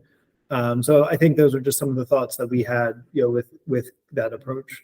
Okay. So you're not necessarily opposed to it. It just has to be, I guess, fine-tuned to the utility, what the utility can be responsible for in theory. Right, like as kind of Eric said, what fits in with that planning and what fits there and is appropriate and is measurable. Right. Okay. Thank you, sir. All right, we got a couple hands up. We'll go, Mr. Bartlett. And Ron, if it's okay, Your Honor, I just respond to Jacob. Yeah, go ahead. Just to be clear about the subgroup, I think of the subgroup working on kind of each of these. To Jacob's point, I think like this is an area that we could discuss, like what is the most applicable measure, because I'll just leave it at that, because I just wanted to make it clear that when I was talking about the subgroups scope, it would be talking about all of the goals and objectives and kind of coming forth with a comprehensive plan. And I think it's useful to still step through these, but I just wanted to note that. All right. Thank you, sir. Mr. Bartlett and then Ethan. Yeah, I hate to keep increasing expectations for this working group, but I do think that Eric's point about what can we actually measure? How can it be measured? The feasibility of it is obviously important. There's no point in establishing things that you can't do. So I would hope that we would, for each of these points, have the kind of discussion we had about census tracts versus substation level circuit identification. If we can work that through, then we can come up with a recommendation that is feasible and useful. All right. Thank you, sir. All right. Anybody else? All right. So we all agree environmental goals, probably plus some more specific ones on how to break down those environmental goals, and the subgroup is going to talk about how they can make them applicable to the utilities and what that looks like. Yes. Okay. All right. Moving along. All right. Holistic approach to grid management.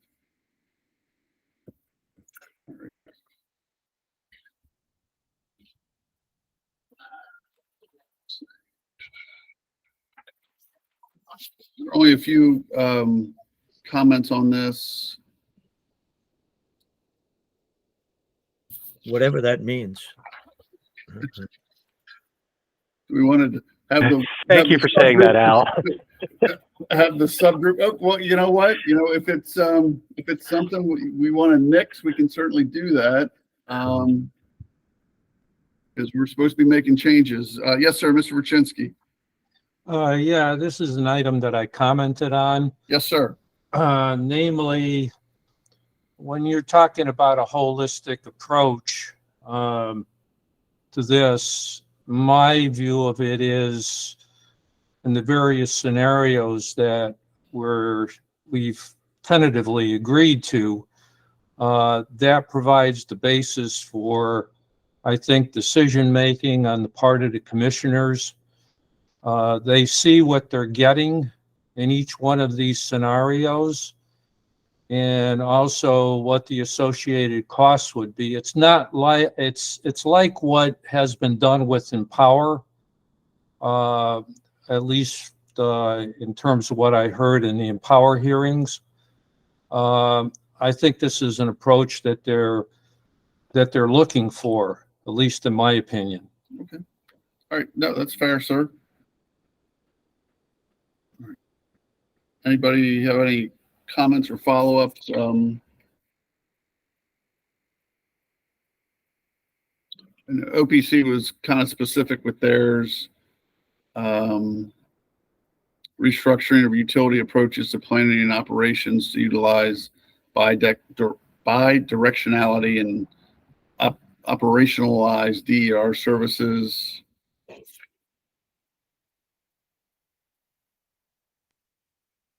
And joint utilities were kind of vague with their comments, but they addressed it. Yes, sir, Ron.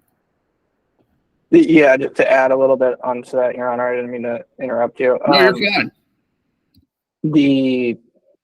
I think another way to kind of articulate this holistic grid management is load management on the load side, and then creating flexible export on the export side, and how that impacts distribution needs in the future.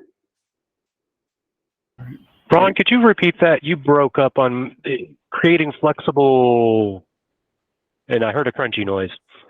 Apologies. Flexible export. Export. Okay. So load management and creating flexible export. Does that make sense, Ethan? Yes. We'll have to take it back, but sure. Yes. All right. Okay. All right. Anybody else? Do we kind of agree with? Is everybody on the same page as to what folks mean by this now? I know there was obviously some. Or Mr. Bartlett's shaking his head. Eric. Sorry, so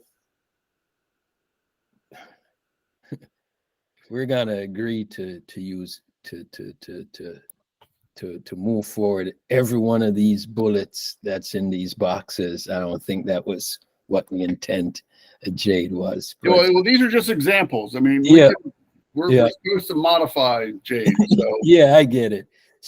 So grid management, right? This, I think it ties a lot into operations realm, right?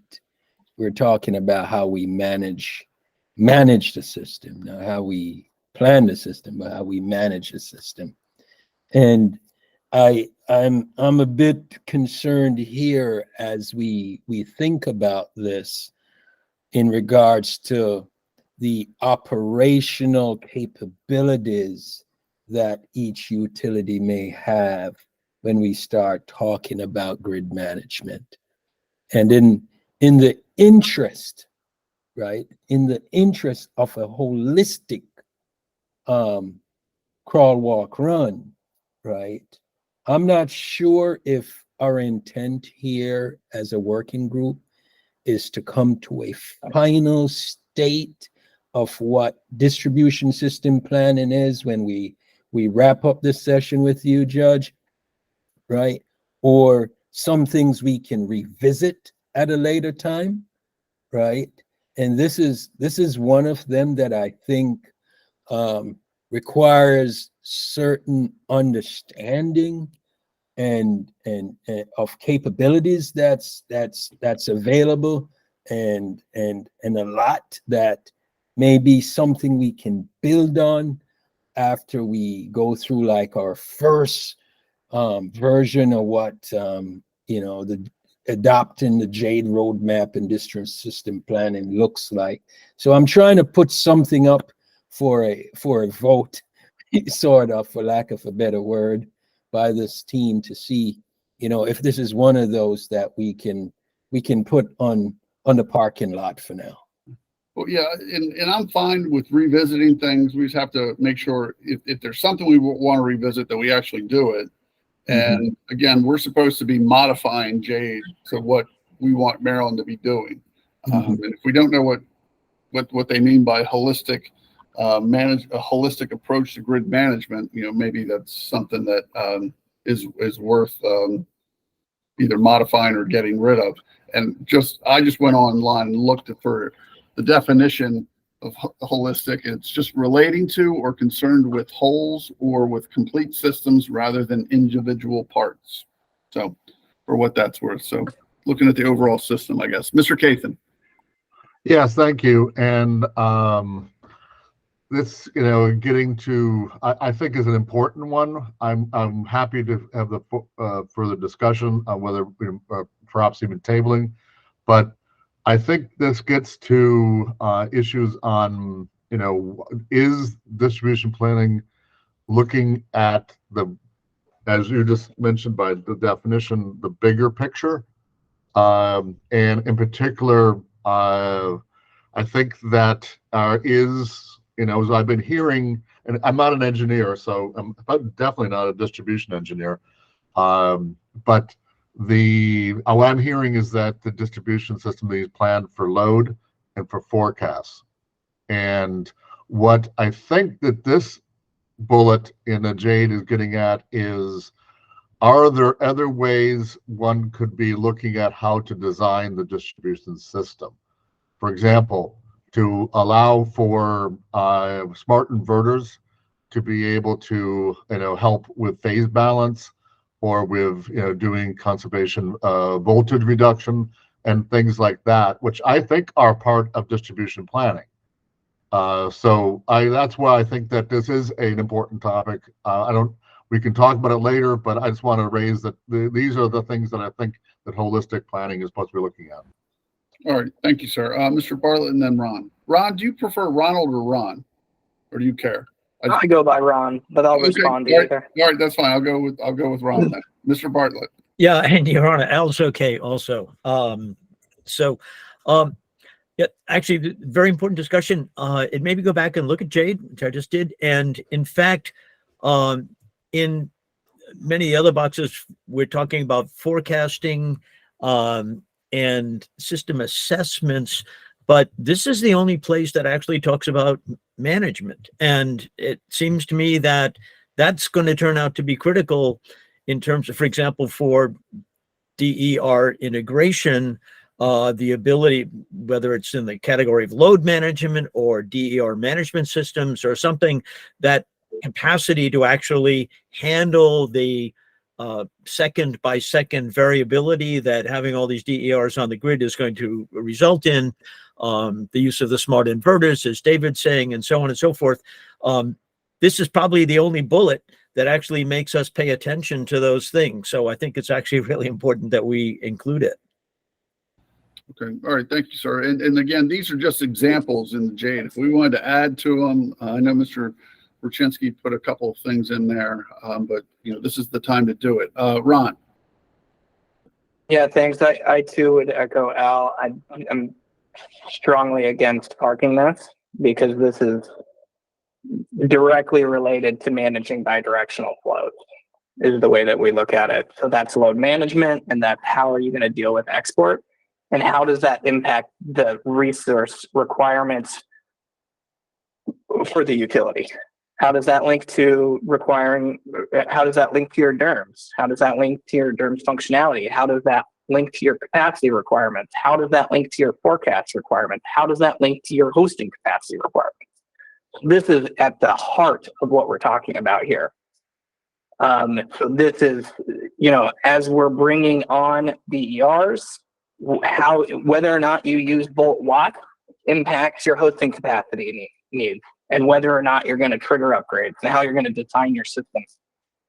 Same thing can be said for load and for several other ways to flexibly integrate export. So this is a real key issue to us. Okay, fair enough. All right, so against tabling it, that's fine. Are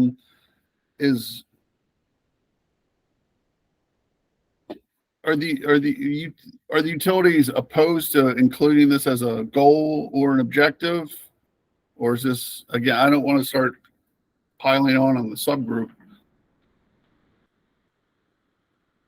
The subgroup would love to talk about this. I'm struggling, first off, I'm always opposed to the word holistic. It's kind of a woo word. Again, we can, that's an example. So anything in this block that we've talked about, we want to put a different label on it. Well, we can do that. We can put the Nelson approach. Well, and the Nelson approach appears to be that holistic means everything. And, I don't think that we can have a conversation effectively about everything. We're going to have to take this in chunks. We're going to have to, we can't just, how do you eat a whale one bite at a time? So, happy to have a conversation about everything that Ron just listed, but I don't know how we're going to have a conversation about it as one all at once. So, we need to take these pieces bidirectional, hosting capacity, and as we've been noting, I've thrown in the chat, I've been following the pieces being thrown out by people. Flexible export is currently under the interconnection work group. David Cathan brought up conservation voltage reduction. Both BG&E and PHI have conservation voltage reduction programs and have actually for almost a decade now. These things are, we need to take them piece by piece in order to address what has been done, what is being done, what is in flight. And so I just, let's tap the brakes a little and have the conversation about each piece, not a holistic conversation that actually doesn't have a conversation about anything. Yeah, and we're just using the JADE roadmap's wording, but we're interested in knowing what you think the first bite is, because I don't think you've articulated that. What the first bite is?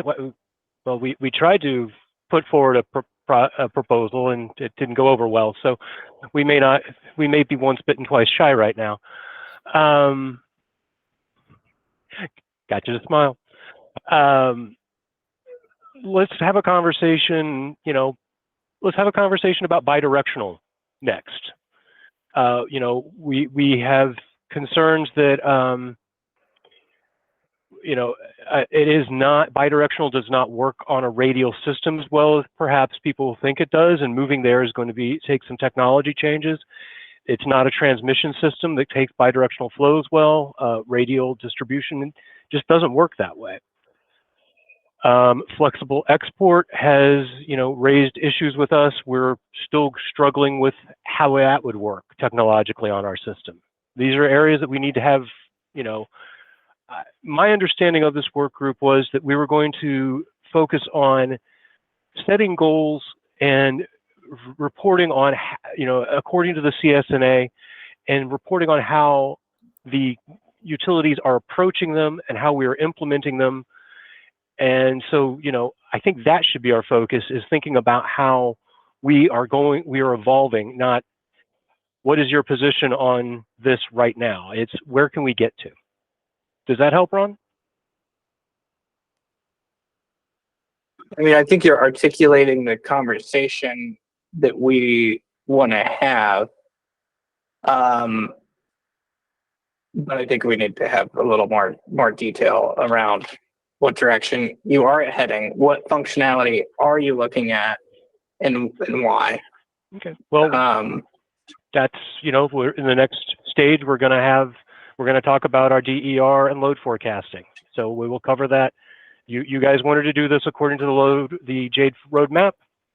I agree now. Let's follow the Jade roadmap. We are preparing to discuss DER and load forecasting.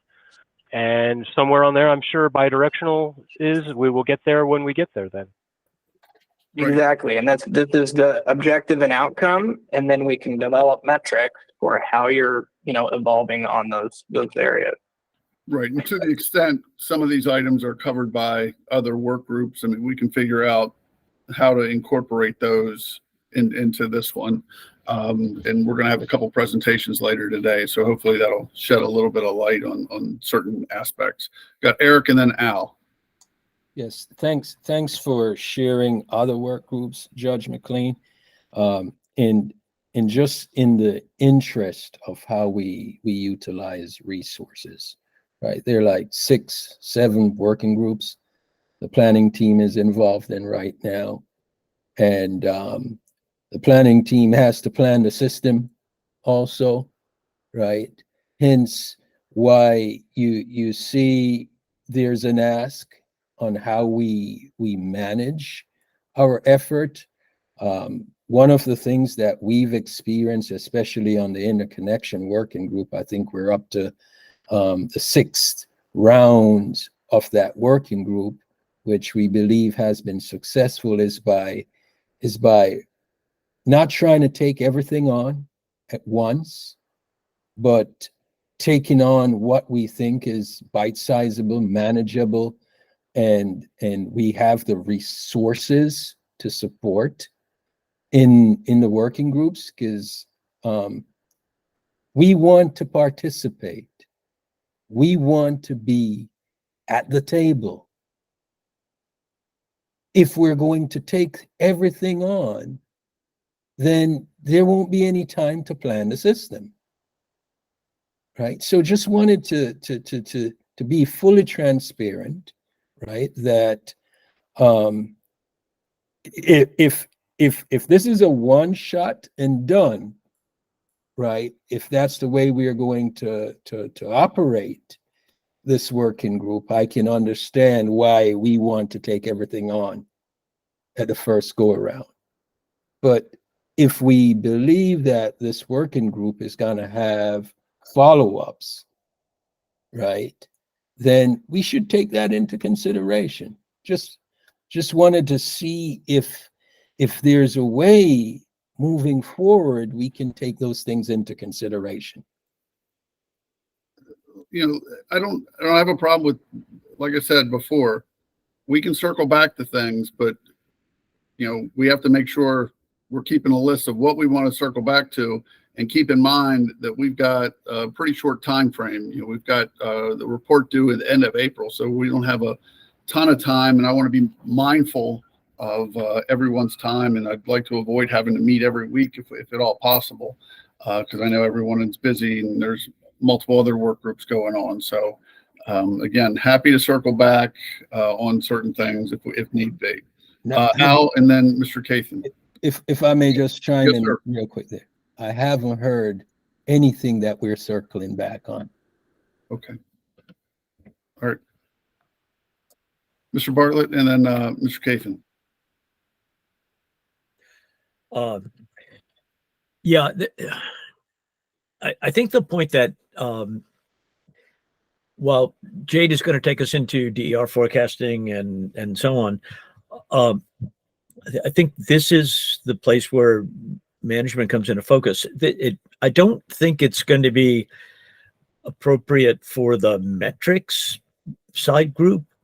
I do think it deserves a conversation in its own right about, what are the grid management components of planning for a transformed, using Jacob's word, distribution grid. Those are critically important considerations, and I would almost think that that requires another subgroup conversation, perhaps, or a dedicated session, taking into account what the other working groups are doing. But the implications for load management and the incorporation of distributed energy are very important in terms of the management of the system. And I don't think we can ignore that, because otherwise we're really not looking at feasibility. So it may be that it is something that we do circle back to with a side group at some point, or a dedicated conversation. But I really think we have to have that conversation in some format. That it may be that it's better if it waits till after the next couple of Augusts. Okay. Well, it certainly sounds like this. Why don't we call it grid management? Get rid of holistic. And that this one is going to be informed or impacted by some of the other work groups that are going on. That's kind of what I'm hearing. Now we know why you're a judge. That's very yeah. All right. Well, I just wanted to see if people are hearing it the same way I am. Mr. Cathan. I am in agreement with what Al just said, and I think that this is I don't think we should ignore it. The issue of grid management, and nor do I think that while I think we could do it, a more detailed dive into it, and perhaps in a future phase. But I think this is a core issue that needs to be at least thought through up front, in making sure that when we are talking about and what we are proposing to the commission on what is distribution system planning, it is more than just, as I already indicated before meeting a forecast, that it actually is incorporating the changes that are happening due to integration and future integration of EVs, DERs, et cetera. So I think there is a need to think about this up front. Now, whether we need to have a dedicated subgroup, I'm agnostic on that. And as far as overlap with other working group, well, I think this is a problem that is not unique to this issue. And I think that there are a host of issues that by doing a number of different working groups, while it's great to dive on each one of them, what I see lacking is any kind of coordination or oversight over what's happening, and I hope that the commission will start doing that as we go forward. But anyways, that's my point. All right. Thank you, sir. I got DeAndre and then Jacob. Thank you. I want to mention that effective January 1st of next year, 2024, small generators, DERs, are required to interconnect to the grid with smart inverters. Today's staff's comments in regards to the settings profiles that utilities have submitted for smart inverters have been filed today. And the admin hearing governing the approval of these filings or these settings profiles is set for next week, Tuesday, November 21st. I think it would be advantageous for this subgroup to hold off until we get word from the commission in regards to these settings profiles, which will govern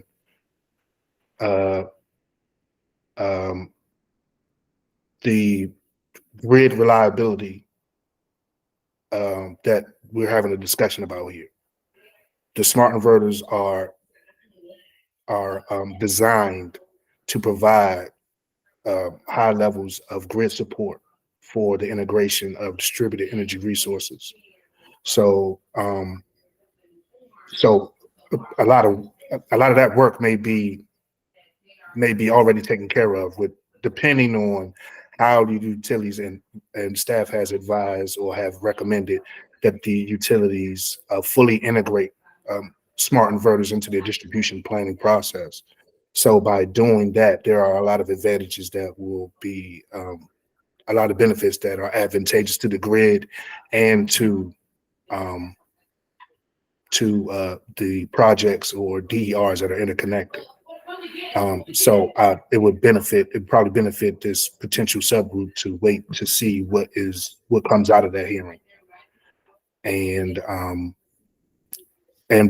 staff is also recommending that there be a level of reporting and monitoring of how these smart inverters interact with the grid, which is an added benefit again to kind of establishing or addresses the question of feasibility as to how much DER or DER types of that sort can actually be integrated onto the grid, and that will be unique to each of the utilities. So that would speak for all the utilities because they're setting their own setting profiles. So all of this. So again, I just think it would be beneficial to kind of wait to see what comes out of that hearing to determine if we need a subgroup in regards to grid reliability or grid management, and to what extent that subgroup will address any of that the topic. All right, thank you, sir. We got Mr. Verchinsky and then Jacob. I agree with where Al and David are coming from. However, I still like the word holistic, and I say that for one reason. Whatever we do in terms of grid management has got to be comprehensive. And what we're talking about here, particularly with a bidirectional grid, is a fruit salad of DERs. You've got PV, you've got potentially using hot water heaters for demand management, potentially using battery storage from various sources. It's a whole host of items that will, in the final analysis, have to be managed, and it will have to be managed well. And that brings up another host of issues, and that is machine learning for demand management, because I don't think individuals will be able to, of themselves, be able to manage all these resources. So I tend to want to leave the word holistic in for this particular item, and we can all agree to disagree if you want to go in another direction. Thank you. All right, thank you, sir. Jacob and then Ronald. Yeah, thanks, Judge. Two items. One, obviously, we're having a lot of discussion of what does holistic mean? What does flexible export, grid flexibility mean? Obviously, Jade wasn't very specific in any definition around these, so we're having a lot of discussion of what that means, and I think it's important for all of us to be in alignment on what that means. So I don't know if there's an opportunity for parties to, prior to a next meeting, come forward with how they view that, right? And so that way we can come to alignment of what that means. And then, we need that first to be able to then define what goals and metrics may come a part of that. And the second item I wanted to kind of bring up was, there's been a lot of discussion around grid management. And obviously, as we look towards the incorporation of DERs, and like Paul, you said, EVs and solar and, additional demand response, there is an aspect of grid management to that. I just want to make sure as we're discussing it within this working group, we're keeping the lens of system planning in that, right? So obviously grid management is a piece, but we will make sure we're keeping the focus as we're discussing it of what does system planning look like for that versus the very broad grid management. Thank you, sir. Ron. I think I like Jacob's recommendation. I do think there's a bit. I think some additional specificity would help the conversation, because I do think we're all getting a little bit thrown by the holistic wording. But I think if we can be a little bit more specific around this is what we're actually talking about when we say holistic grid management, and try to be a little bit more specific, I think the conversation could go a little bit better. Jacob, I did want to drill down on the last thing you said. You said that, keeping a perspective of what is planning related and versus what was versus the actual, operation and grid management, right? The day-to-day operations grid management, and keeping the focus of what is the influence of that grid management look like on a planning process, and keeping that as the lens. And how do you draw the line between planning and operations?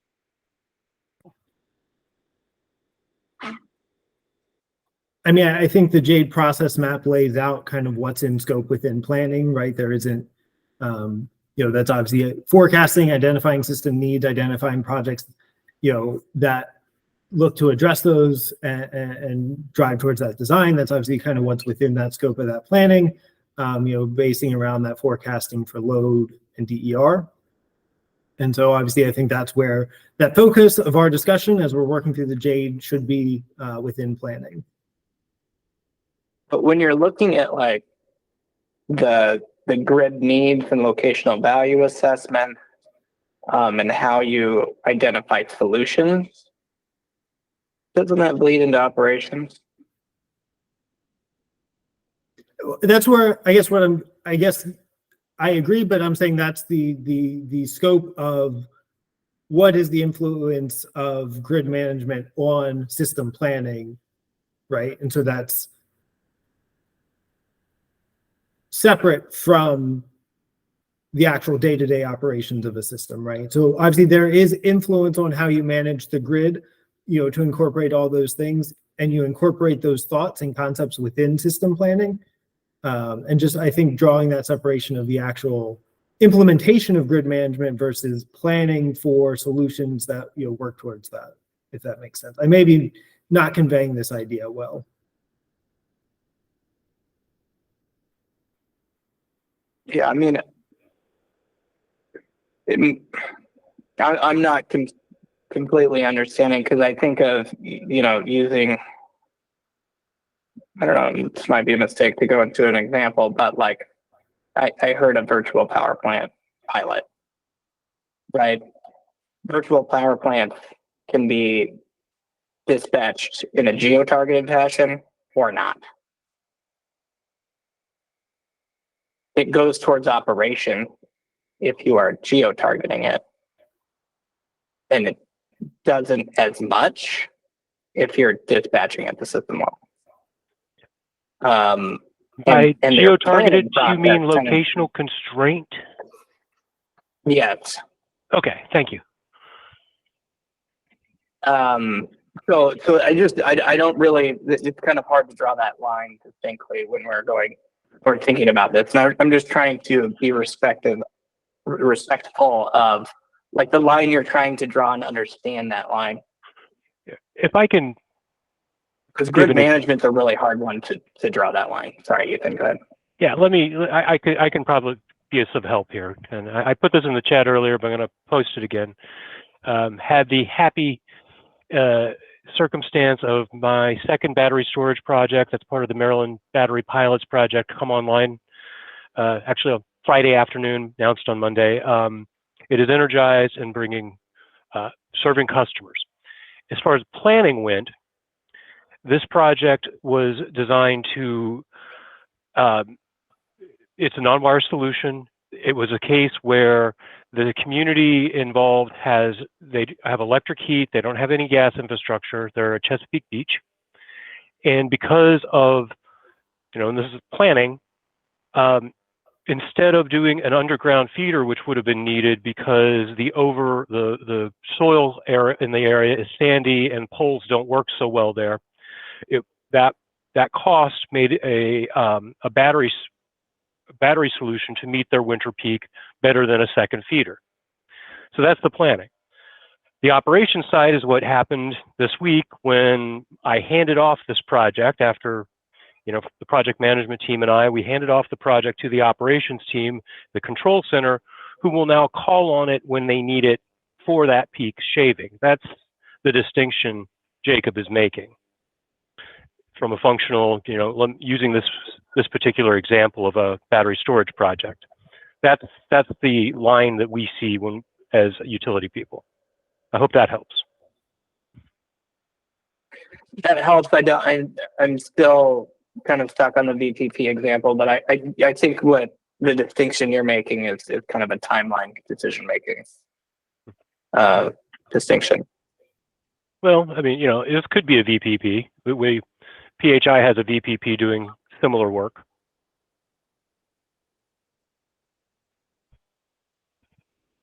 Yes, sir.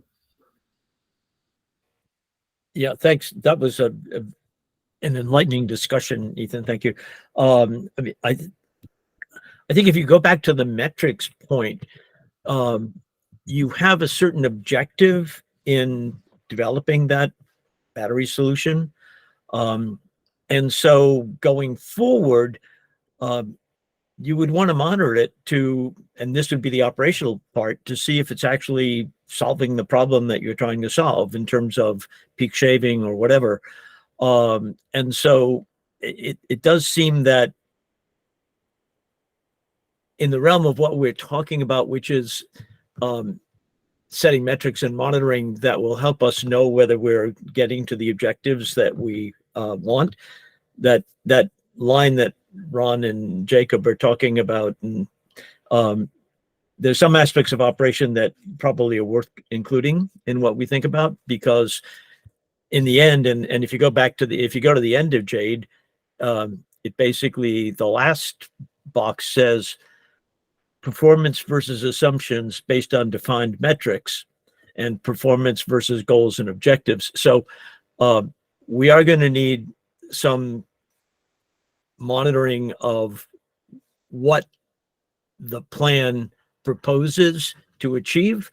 And so that involves an operational component as well as a just build it component.